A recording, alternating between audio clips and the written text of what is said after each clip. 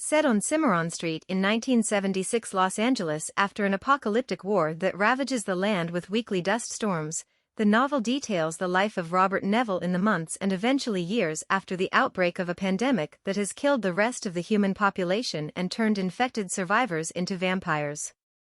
The vampires conform remarkably to their stereotypes in fiction and folklore. They are blood-sucking, pale-skinned, and nocturnal, though otherwise indistinguishable from normal humans. Neville, possibly the sole survivor of the pandemic, barricades himself indoors nightly as swarms of vampires violently surround his house. He is further protected by the traditional vampire repellents of garlic, mirrors, and crucifixes. During the day, the vampires are inactive, allowing Neville to drive around stabbing them with wooden stakes, since they seem impervious to his gun's bullets, which causes them to instantly liquefy, and scavenging for supplies. Occasional flashbacks reveal the horrors of how the disease claimed the lives of his wife and daughter. Suffering from extreme isolation, depression, and alcoholism, Neville determines there must be some scientific reasons behind the vampire's origins, behaviors, and oddly specific aversions, so he gradually researches at his local library, discovering that the root of the disease is probably a bacillus strain of bacteria capable of infecting both living and deceased, undead, hosts. His experiments with microscopes also reveal that the bacteria are deadly sensitive to garlic and sunlight. After he painstakingly attempts to win the trust of a stray sickly dog that dies after only a week, Neville, heartbroken, commits himself even more vigorously to his studies. Soon he experiments directly on incapacitated vampires, which leads to a new theory that vampires are affected by mirrors and crosses because of hysterical blindness, in which the infected now delusionally react as they believe they should when confronted with these items.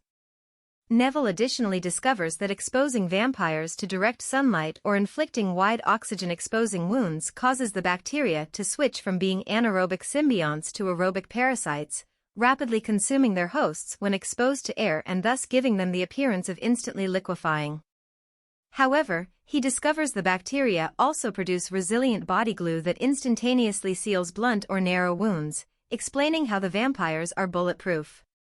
Lastly, he deduces now that there are in fact two differently reacting types of vampires, conscious ones who are living with a worsening infection and undead ones who have died but been partly reanimated by the bacteria. After 3 years, Neville suddenly sees a terrified woman named Ruth in broad daylight.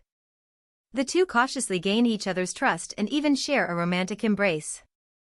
Neville explains some of his findings, including his theory that he developed immunity against the infection after being bitten by an infected vampire bat years ago. He prepares to test Ruth to determine if she is infected or immune, vowing to treat her if she is infected, but she knocks him unconscious. When Neville wakes, he discovers a note from her confessing that she is indeed a vampire herself. Her note suggests that only the undead vampires are pathologically violent but not those, like her, who were alive at the time of infection and who still survive due to chance mutations. These living infected have slowly overcome their disease and are gradually developing a new society and new medications. Ruth admits she was sent to spy on him by her comrades and that he was responsible for the deaths of many of her fellow vampires, including her husband. Still, Ruth reiterates her romantic feelings for Neville and urges him to flee the city to avoid capture. Neville ignores Ruth's warning, assuming he will be treated fairly by the new society of living infected. However, his mind is changed when he watches a group of them annihilate the undead vampires outside his home with fiendish glee.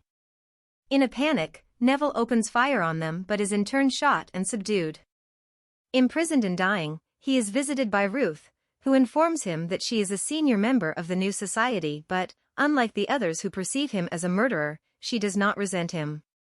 She acknowledges the public need for Neville's execution but, out of mercy, gives him a packet of fast-acting suicide pills.